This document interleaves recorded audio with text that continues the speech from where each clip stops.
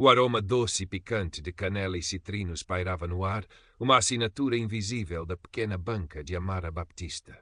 Raízes e aromas lia-se numa tabuleta de madeira pintada à mão, por cima de prateleiras repletas de compotas caseiras cujos rótulos, desenhados por si, ostentavam ilustrações vibrantes de frutas exóticas e especiarias africanas. Pães artesanais, ainda mornos da fornada da manhã, descansavam em cestos de vime, e pequenas peças de cerâmica, pintadas com padrões geométricos coloridos, acrescentavam um toque pessoal ao espaço.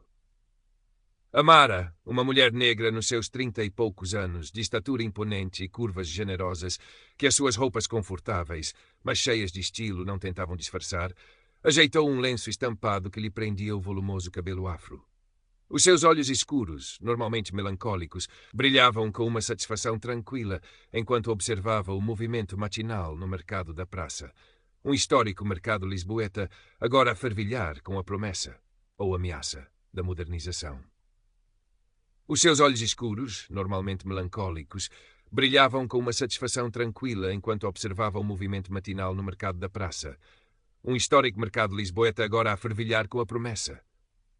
A sua banca, um pequeno oásis de cor e autenticidade, situava-se numa zona de transição entre a ala antiga, com os seus pregões ruidosos e cheiros tradicionais, e a nova secção gourmet, um espaço asséptico de design minimalista e preços inflacionados. Foi quando o viu pela primeira vez, embora já tivesse sentido a sua presença como uma sombra fria sobre o mercado. Ricardo Valente, o novo gestor do Fresco da Praça, caminhava na sua direção. Impecavelmente vestido num fato cinzento, que parecia caro demais para o ambiente, magro, cabelo loiro penteado para trás com uma precisão militar e olhos azuis que pareciam analisar e descartar tudo com a mesma frieza. Senhora Baptista, suponho. A sua voz era suave, quase sedosa, mas Amara sentiu um arrepio. Ele parou em frente a raízes e aromas, o seu olhar percorrendo os produtos com uma sobrancelha levemente arqueada.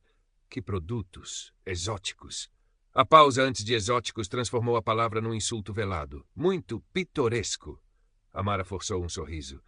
Bom dia, Sr. Valente. São receitas de família com um toque especial. Entendo, ele anuiu lentamente, os seus olhos fixando-se não nos produtos, mas nela, demorando-se na sua figura, no seu cabelo. Como sabe, estamos a implementar algumas diretrizes para elevar o padrão geral do mercado. Uma imagem coesa, entende? Para atrair uma clientela mais exigente. Outra vez aquela pausa, aquela ênfase subtil que carregava um peso de desaprovação.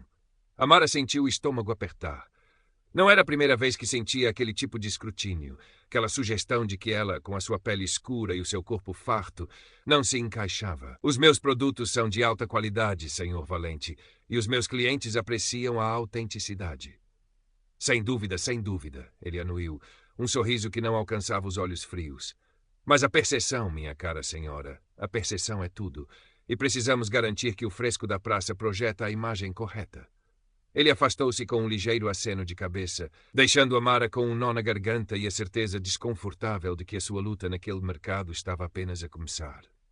Ao longe, viu Tiago Mendes, um jovem artista de etnia cigana, cuja banca de esculturas recicladas também parecia destoar da nova visão de Valente, a observá-la com uma expressão de quem compreendia demasiado bem. Nos dias que se seguiram, a modernização de Ricardo Valente começou a tomar formas mais concretas. Novas normas de apresentação das bancas foram afixadas, com regras tão vagas quanto estética harmoniosa e contemporânea e utilização de materiais nobres. Amara recebeu a primeira advertência escrita. Motivo: o seu cesto de pão artesanal de verga tradicional não era suficientemente moderno. Um pequeno autocolante com um provérbio cabo-verdiano que a avó lhe ensinara, colado discretamente na lateral da sua balança, foi considerado poluição visual. Ela tentou dialogar. Na pequena e fria sala da administração, Ricardo Valente ouviu-a com uma paciência estudada, os dedos entrelaçados sobre a secretária de mogno.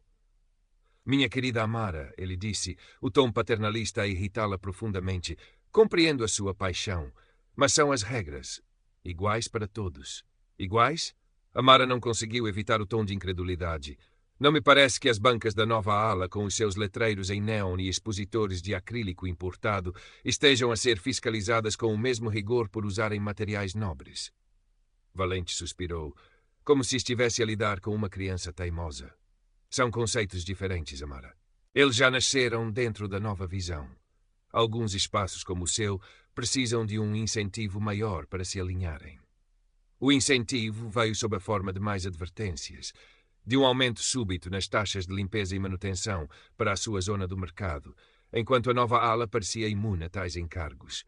Tiago Mendes, o artista, confidenciou-lhe que também estava a sentir a pressão. A sua banca, outrora vibrante com esculturas feitas de metal reciclado e pneus pintados, fora obrigada a reduzir o impacto visual. Querem varrer-nos daqui para baixo do tapete, não é? Disse Tiago um dia, enquanto partilhava um café rápido e clandestino atrás da banca de Amara. Ele era magro, com olhos negros intensos e um humor cáustico que escondia a sua própria frustração. Não gostam da nossa cor, não gostam do nosso cheiro, não gostam que não sejamos como eles. Amara sentia o peso daquelas palavras. Não era apenas a sua aparência obesa e negra, era tudo o que ela representava, uma cultura diferente, uma forma de comércio mais humana, menos asséptica. Era uma batalha silenciosa, travada com olhares, com regras arbitrárias, com uma burocracia desenhada para desgastar. Clientes habituais começaram a comentar que a sua banca parecia mais triste, menos ela. Microagressões tornaram-se a banda sonora dos seus dias. O segurança do mercado, que parecia sempre posicionado perto da sua banca, os clientes da nova ala que passavam por ela com o nariz no ar, os comentários ouvidos ao acaso sobre a necessidade de limpar a zona antiga. Começou a duvidar de si mesma. Seria ela teimosa demais? Estaria a lutar uma batalha perdida? Uma noite, fechou a banca mais cedo, o coração pesado. Aquele sonho, a raízes e aromas, parecia estar a esfarelar-se entre os seus dedos. Em casa, no seu pequeno apartamento num bairro antigo de Lisboa, olhou-se ao espelho. Viu o cansaço nos seus olhos, as linhas de preocupação que começavam a marcar o seu rosto. Lembrou-se da alegria que sentira ao pintar a primeira cerâmica, ao provar a primeira compota que sabia exatamente como a da sua avó. Lembrou-se da perda daquela oportunidade de emprego anos antes, por causa da sua imagem. A raiva, uma brasa muito adormecida, reacendeu-se. Não, ela não ia desistir. Não desta vez. Na manhã seguinte havia uma nova determinação no seu olhar. Procurou Tiago. Temos de fazer alguma coisa, disse ela, a voz firme. Não podemos deixá-lo ganhar. Tiago sorriu, um brilho de desafio nos olhos. Estava à espera que dissesses isso, Amara. Começaram a falar com outros comerciantes da ala antiga. Muitos tinham medo de represálias, mas alguns, os mais idosos, os que tinham visto o mercado mudar ao longo de décadas, partilharam as suas próprias histórias de pressão e desrespeito por parte da nova gestão. Dona Isabel Ferreira, proprietária de uma mercearia tradicional com prateleiras empoeiradas, mas um fluxo constante de clientes fiéis, era uma delas. Inicialmente, limitara-se a observar Amara com uma desconfiança velada, típica de quem já viu muitas mudanças e nem todas para melhor. Mas a persistência de Amara, a sua dignidade perante as provocações e as táticas cada vez mais descaradas de Valente começaram a demovê-la. Aquele Valente, resmungou Dona Isabel um dia, enquanto Amara comprava um pouco de tremoços. Pensa que é o dono disto tudo. O mercado sempre foi do povo, não destes finórios que só olham para o umbigo. Discretamente, começou a passar informações a Amara e Tiago. Horários das rondas dos fiscais de Valente, queixas de outros comerciantes que tinham medo de falar abertamente.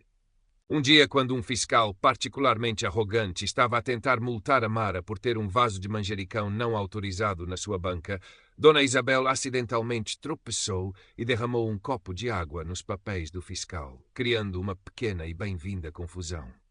Amara e Tiago começaram a documentar tudo, fotografavam as advertências, guardavam os e-mails com as novas regras arbitrárias, anotavam os comentários e as ações de Ricardo.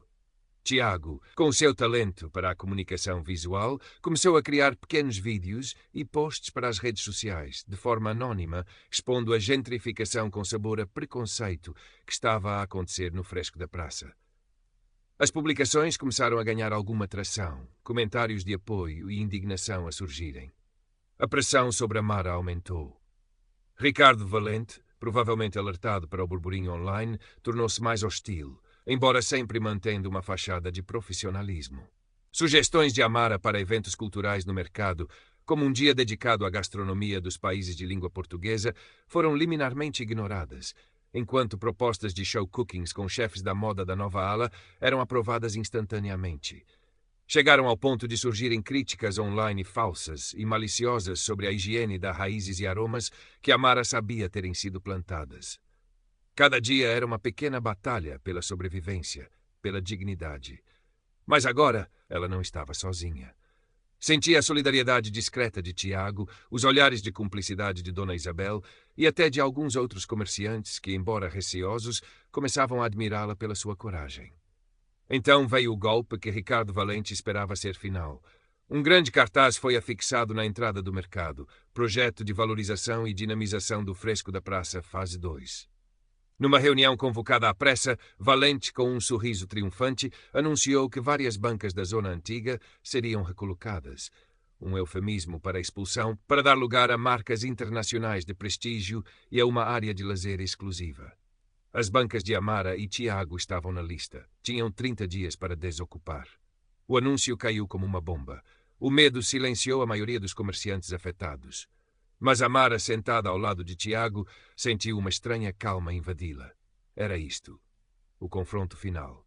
Olhou para Tiago, que lhe devolveu um olhar determinado.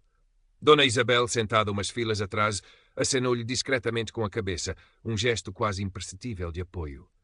Nos dias seguintes, Amara e Tiago trabalharam febrilmente. Não para empacotar as suas coisas, mas para preparar a sua resposta. Reuniram todas as provas, os testemunhos escritos de outros comerciantes que, encorajados por Dona Isabel, tinham finalmente decidido falar, mesmo que sob anonimato. Tiago editou um vídeo curto e impactante com algumas das provas mais flagrantes. Dona Isabel, usando a sua vasta rede de contactos no bairro, conseguiu que uma jornalista de um jornal local independente, conhecida pela sua tenacidade, se interessasse pela história. A data da conferência de imprensa para o lançamento oficial da fase 2 do projeto de Valente aproximava-se. Seria um evento com pompa e circunstância, com a presença de vereadores da Câmara, potenciais investidores e a comunicação social. Ricardo Valente via-o como o seu momento de glória, a consolidação do seu poder e da sua visão imaculada para o mercado. Mal sabia ele que Amara e os seus aliados tinham outros planos. A sala de eventos do mercado estava cheia. Ricardo Valente no púlpito irradiava autoconfiança enquanto discursava sobre visão de futuro, excelência e padrões internacionais. Amara, Tiago e Dona Isabel sentaram-se discretamente no fundo, juntamente com alguns outros comerciantes da ala antiga. A jornalista contactada por Dona Isabel estava presente, bloco de notas na mão. Quando Valente abriu o período de perguntas e respostas, uma mão ergueu-se lentamente no fundo da sala. Era Amara. A sua presença, imponente e calma, pareceu sugar o ar da sala por um instante. Todos os olhares se viraram para ela. Ricardo Valente franziu o sobrolho, visivelmente irritado pela interrupção inesperada. — Sim, senhora. Baptista, não é? Ele disse, o tom carregado de condescendência. — Alguma questão rápida? Temos uma agenda preenchida. Amara levantou-se. O seu coração batia descompassado, mas a sua voz, quando falou, era firme e clara, ecoando pela sala com uma dignidade que contrastava com o nervosismo que sentia. — Senhor Valente, tenho uma pergunta sobre os seus critérios de valorização e excelência. Poderia explicar-nos por que é que estes critérios parecem aplicar-se de forma tão seletiva, afetando desproporcionalmente os comerciantes mais antigos, muitos deles de minorias étnicas, ou aqueles cuja aparência talvez não se enquadre na sua visão? Imaculada? Um murmúrio percorreu a sala. Ricardo Valente empalideceu ligeiramente. — Não sei do que está a falar, minha senhora. As nossas políticas são transparentes e aplicadas a todos de forma equitativa. — São mesmo. Amara avançou um passo, a sua figura corpulenta e o seu cabelo afro desafiando a estética polida do evento. — Então talvez possa explicar este dossiê. Ela ergueu uma pasta que Tiago lhe passara. Contém cópias de e-mails, notificações com regras contraditórias, testemunhos de comerciantes que foram pressionados, intimidados e cujas bancas foram alvo de fiscalizações constantes por infrações mínimas, enquanto outras, mais adequadas à sua visão, gozam de total impunidade. Tiago, nesse momento, discretamente ligou um pequeno projetor que tinham escondido e imagens das advertências, dos e-mails e até mesmo um pequeno clipe de Valente a fazer um comentário depreciativo sobre a aparência de certas bancas numa conversa gravada por um comerciante anônimo foram projetadas na parede atrás do púlpito. O choque na sala foi palpável. Ricardo Valente gaguejou. Isso é uma montagem, uma difamação. Mas Amara continuou, a sua voz ganhando força. Difamação, Sr. Valente.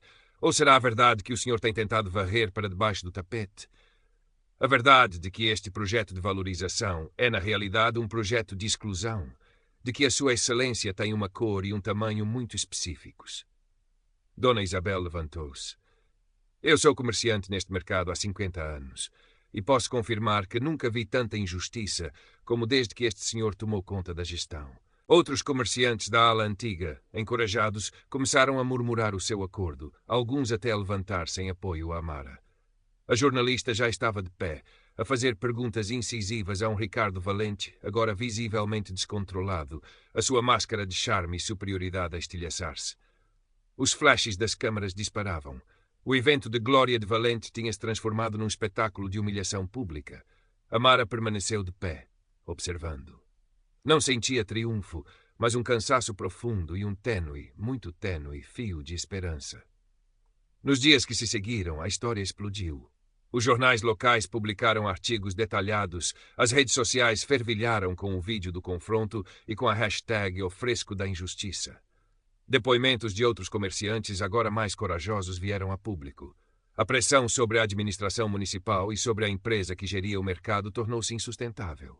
O projeto de valorização fase 2 foi suspenso indefinidamente. Ricardo Valente foi discretamente convidado a resignar algumas semanas depois para se dedicar a novos desafios profissionais.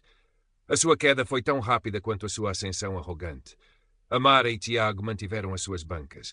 Não houve uma grande celebração, apenas um sentimento de alívio partilhado e a consciência de que uma batalha importante tinha sido ganha. O ambiente no mercado começou a mudar, lentamente. Os olhares hostis diminuíram, substituídos por um respeito relutante e, em alguns casos, por uma admiração aberta. Outros comerciantes da ala antiga sentiram-se mais seguros, mais dispostos a defender os seus direitos. A Raízes e Aromas floresceu. Mais clientes, atraídos pela história de Amara e pela qualidade inegável dos seus produtos, começaram a frequentar a sua banca. Ela expandiu a sua linha de cerâmicas, contratou uma jovem do bairro para ajudar nas horas de maior movimento. Tiago viu a sua arte ganhar mais visibilidade, recebendo convites para pequenas exposições. Dona Isabel continuava a sua rotina na mercearia, mas agora com um sorriso mais frequente e um piscar de olho cúmplice sempre que via Amara. Amara não se tornou uma ativista vocal. Continuava a ser a mulher reservada e observadora de sempre. Mas algo mudara dentro dela. Aquele peso constante no peito tinha aliviado. Encontrara a sua voz, não nos gritos, mas na firmeza da sua dignidade. Sabia que a luta contra o preconceito não terminara ali, que seria uma vigilância constante. Mas também sabia que não estava sozinha. Numa tarde soalheira, enquanto arrumava as suas compotas coloridas, viu o seu reflexo no pequeno espelho que mantinha na banca. A mulher que a encarava de volta era ainda negra, ainda obesa, o seu cabelo afro uma coroa orgulhosa. Mas os seus olhos já não carregavam apenas melancolia, brilhavam com uma força tranquila, a força de quem enfrentara a tempestade e permanecera de pé, mais enraizada do que nunca. O aroma doce e picante de canela e citrinos parecia mais vibrante, a verdadeira essência do fresco da praça, um sabor à resistência e à esperança conquistada.